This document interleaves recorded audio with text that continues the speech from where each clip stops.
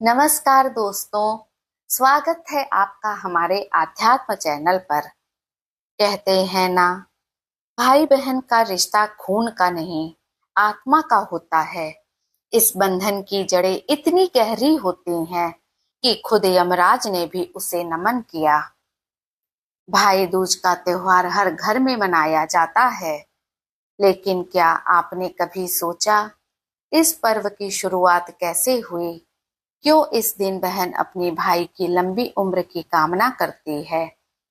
आइए सुनिए वो सच्ची दिव्य कथा जब स्वयं यमराज अपनी बहन यमुना के घर आए थे।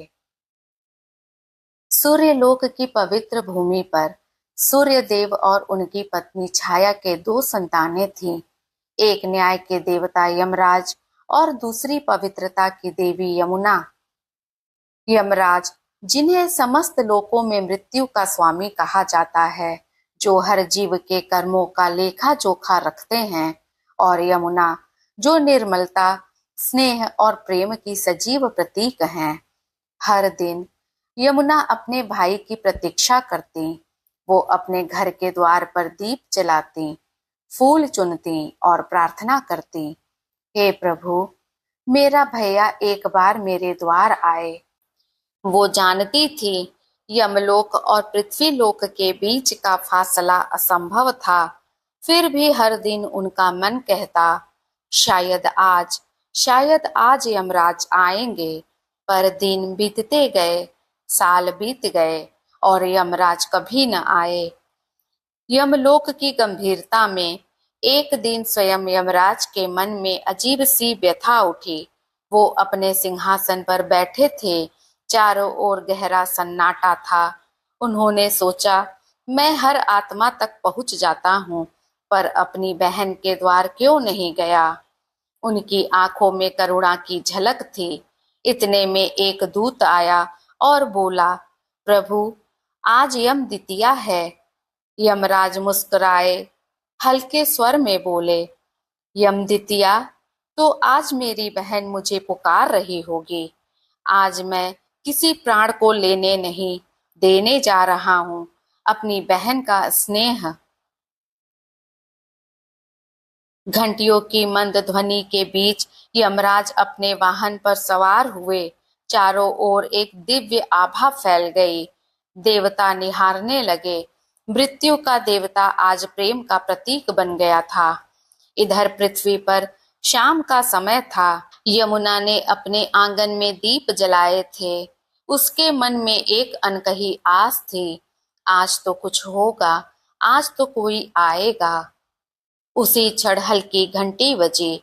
यमुना दौड़कर दरवाजे तक पहुंची और सामने खड़े थे यमराज। उनकी आंखों में करुणा थी और यमुना की आंखों में आंसू। वो बोली, भैया, आप आ गए। ये तो मेरे जीवन का सबसे पवित्र दिन है। यमराज मुस्कुराए, बहन, आज मैं यमराज नहीं, बस तुम्हारा भाई बनकर आया हूँ। यमुना ने आरती उतारी, तिलक लगाया, मिठाई खिलाई और चरण पखारे। उस पल में मानो सारा ब्रह्मांड थम गया, वायु थम गई, आकाश झुक गया। देवता भी उस दृश्य को देखकर भावुक हो उठे। दीपक की लौ में भाई बहन के स्नेह का प्रकाश झिलमिलाने लगा। वो प्रेम जो न जन्म देखता है न मृत्यु, बस रिश्ता निभाता है। फिर यमुना ने विनम्र स्वर में कहा, भैया, इस बहन के घर से आज बिना वरदान के मत जाइए।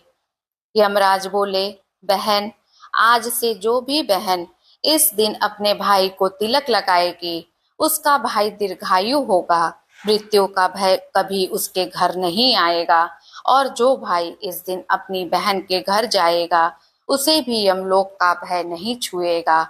यह कहते ही उनके वरदान से आकाश में चमक फैल गई। दीपकों की लौ एक साथ जलने लगी। यमराज ने अपनी बहन को गले लगाया और एक दिव्य आशीर्वाद छोड़कर लौट गए। उस दिन से यह दिन भाई दूज कहलाया। समय बीतता गया, युग बदले, युगांत बदले, पर भाई दूज की भावना आज भी वैसी ही है।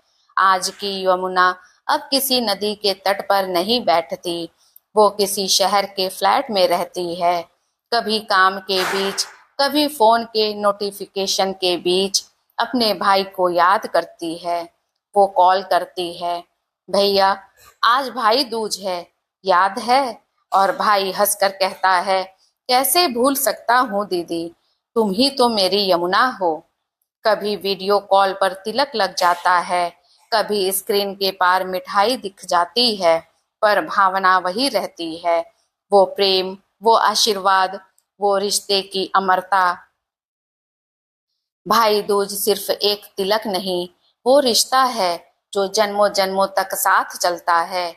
जहाँ बहन का प्यार अमर है, वहाँ भाई का आशीर्वाद अमिट है। इस भाई दूज पर अपने भाई या बहन को याद करें। एक कॉल, एक मुस्कान और रिश्ता फिर से अमर हो जाए। भाई दूज की हार्दिक शुभकामनाएं। मैं दीपा द्विवेदी इसी प्रकार की आध्यात्मिक कहानी के साथ आप सभी से फिर मिलूंगी। तब तक के लिए नमस्कार।